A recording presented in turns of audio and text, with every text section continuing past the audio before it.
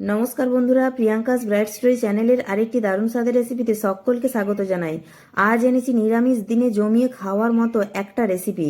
বাড়িতে থাকা সাধারণ চাল ও সামান্য কিছু উপকরণ দিয়ে পেঁয়াজ রসুন ছাড়াই একটি দুর্দান্ত রেসিপি তৈরি করে নিতে পারবেন। নিরামিষ হওয়া সত্ত্বেও কিন্তু খাবারটা অত্যন্ত সুস্বাদু। পরিবারের সদস্যরা দেখবেন খুশি মনে খেয়ে নিচ্ছে। আশা করছি আমার আজকের ভিডিওটি আপনাদের ভীষণ ভালো লাগবে। চলুন তাহলে দেখে নেওয়া যাক আজকের এই রেসিপিটি। আর বরাবরের মতো লাইক শেয়ার কমেন্ট সাবস্ক্রাইব করে পাশে থাকার অনুরোধ রইল। আমি এখানে 2 কাপ চাল নিয়েছি। প্রতিদিন রান্নায় আমি যে চাল ব্যবহার করি সেই চাল দিয়েই রান্নাটা করছি। তবে কেউ চাইলে বাসমতি চাল বা গোবিন্দভোগ চাল দিয়েও রেসিপিটা তৈরি করতে পারেন। তবে সেদ্ধ চাল দিয়েও কিন্তু রান্নাটা খুবই ভালো খেতে হয়। আপনারা করে দেখবেন। এখন প্রথমে চালটাকে জল পাল্টে পাল্টে 3-4 বার ভালো করে ধুয়ে নিয়েছি। এবার চালটাকে ভিজিয়ে রাখবো 10 থেকে 15 মিনিটের জন্য। তাহলে চালটা একটু ভিজে গেলে চালটা সেদ্ধ হতে কম সময় লাগবে। এবার এখানে নিয়েছি সোয়াবিন। আমি সোয়াবিনটাকে 5 মিনিট গরম জলে সেদ্ধ করে তারপর ঠান্ডা জলে ভালো করে ধুয়ে জল চেপে ফেলে দিয়েছি। এখানে 3টে মাঝারি সাইজের আলুকে ছাড়িয়ে ডুমো ডুমো করে কেটে ধুয়ে নিয়েছি আর জলে ভিজিয়ে রেখেছি যাতে কালো না হয়ে যায়। এবার গ্যাস অন করে কড়া বসিয়ে দিয়েছি আর তাতে দিয়ে দিচ্ছি 2 চামচ সাদা তেল। আজকে আমি রান্নাটা সাদা তেলে করছি, আপনারা চাইলে সর্ষের তেলেও রান্নাটা করতে পারেন। এবার ওতে দিয়ে দিচ্ছি লবণ ও পরিমাণ মতো হলুদ।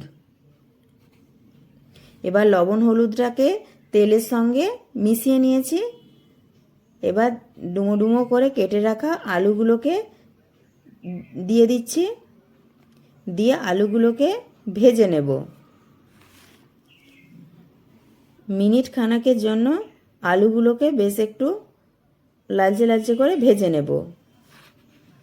দেখুন আলুগুলো আমার ভাজা হয়ে গেছে। এবার অন্য পাত্রে তুলে নিচ্ছি।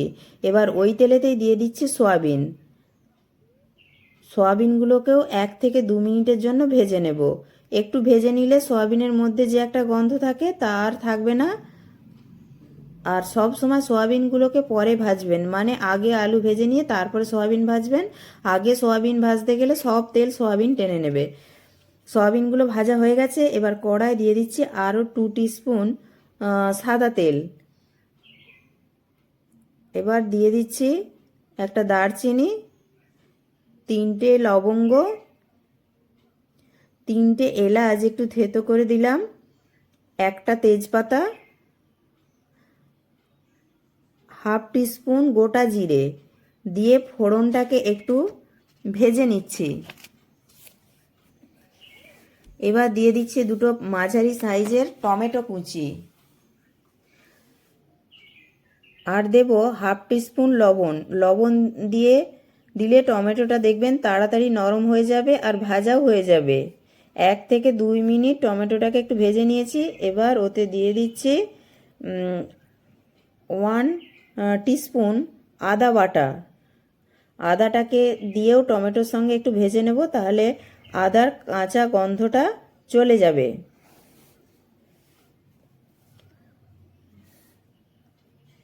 এবার এতে অ্যাড করে দেব কিছু গুঁড়ো মশলা,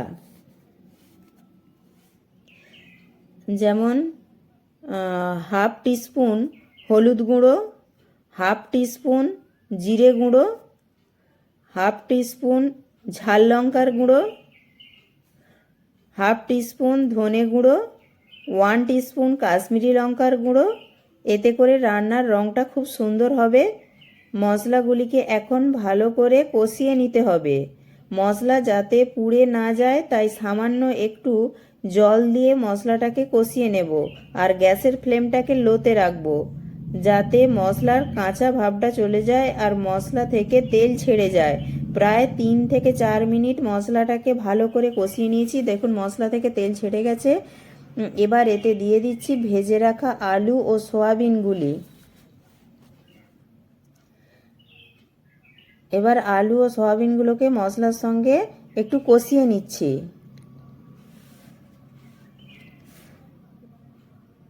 মিনিট খানেকের জন্য কষিয়ে নিচ্ছি।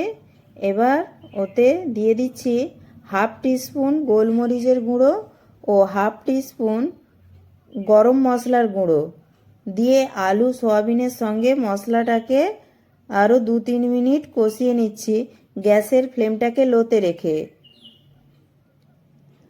এবার ওতে দিয়ে দিচ্ছি জল ঝরানো চাল আর দিচ্ছি স্বাদ অনুযায়ী লবণ। এবার সব কিছুকে মিশিয়ে নিয়ে চালটাকে 2 মিনিটের জন্য সব কিছুর সঙ্গে কষিয়ে নেব আর গ্যাসের ফ্লেমটাকে লোতেই রাখবো। চালটা মশলা আলু ও সয়াবিনের সঙ্গে ভালো করে কষানো হয়ে গেছে। এবার ওতে দিয়ে দেব পরিমাণ মতো জল।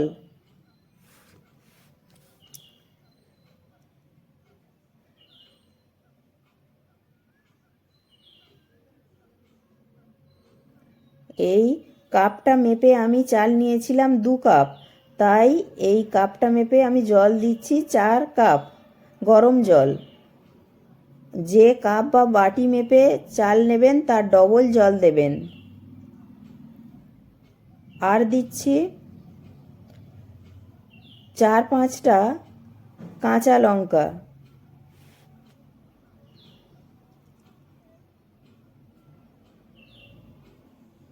আর দেব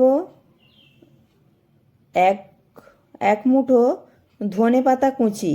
এতে রান্নার স্বাদ ও ফ্লেভার দুটোই খুব ভালো হবে। দিয়ে আর দেব 1 টিস্পুন চিনি দিয়ে হাই ফ্লেমে প্রথমে 5 মিনিট ভালো করে সমস্ত কিছুকে নেড়েচেড়ে ফুটিয়ে নেব। তারপরে ঢাকা দিয়ে গ্যাসের ফ্লেমটাকে মিডিয়ামে রেখে যতক্ষণ না চালটা সেদ্ধ হচ্ছে ততক্ষণ অপেক্ষা করব। প্রায় 20 মিনিট মতো আমরা গ্যাসের ফ্লেমটা লোতে রেখে রান্না করে নিয়েছি। দেখুন জল প্রায় শুকিয়ে গেছে, ভাত সুন্দরভাবে সেদ্ধ হয়ে গেছে আর গলে ঘেঁটে যায়নি। আলুও খুব সুন্দরভাবে সেদ্ধ হয়ে গেছে আর চালটাও খুব সুন্দরভাবে সেদ্ধ হয়ে গেছে।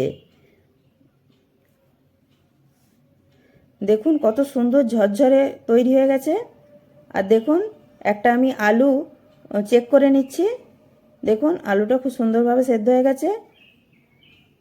আর এবার দেখুন ভাতটাও আমি চেক করে নিচ্ছি। দেখুন ভাতটাও খুব সুন্দরভাবে সেদ্ধ হয়ে গেছে।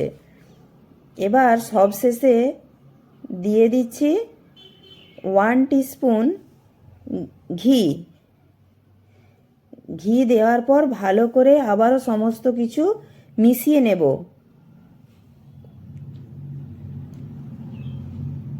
এবার গ্যাস অফ করে ঢাকা দিয়ে রাখবো 5 মিনিটের জন্য স্ট্যান্ডিং টাইমে। তাতে করে ভাত আরও সুন্দরভাবে ঝরঝরে হয়ে যাবে। দেখুন ঘিটা দিয়ে ভালো করে মিশিয়ে নিয়েছি। এবার ঢাকা দিয়ে রাখছি 5 মিনিটের জন্য।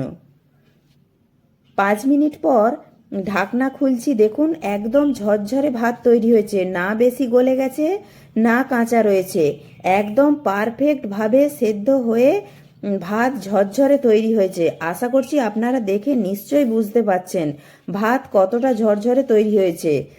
আলু ও সয়াবিন দিয়ে বানানো এই রাইস বা পোলাও বিরিয়ানির থেকে কিন্তু কোনো অংশে কম খেতে লাগে না। আপনারা বানিয়ে দেখবেন, নিরামিষ বলে ভাববেন না এটা খেতে খারাপ, খেতে কিন্তু অসাধারণ লাগে। এবার পরিবেশন করে দিচ্ছি। একবার বানালে দেখবেন আবার বানাবেন। আর কমেন্টে জানাতে ভুলবেন না আজকে রেসিপিটা আপনাদের কেমন লাগলো। আর প্রিয়াঙ্কাস ব্রাইট স্টোরি চ্যানেলে নতুন বন্ধু হয়ে থাকলে চ্যানেলটি সাবস্ক্রাইব করে পাশে থাকার অনুরোধ রইল। আর অবশ্যই একটি লাইক করবেন আর বন্ধু বান্ধবদের সাথে প্রচুর শেয়ার করবেন। প্রত্যেকে ভালো থাকবেন, সুস্থ থাকবেন।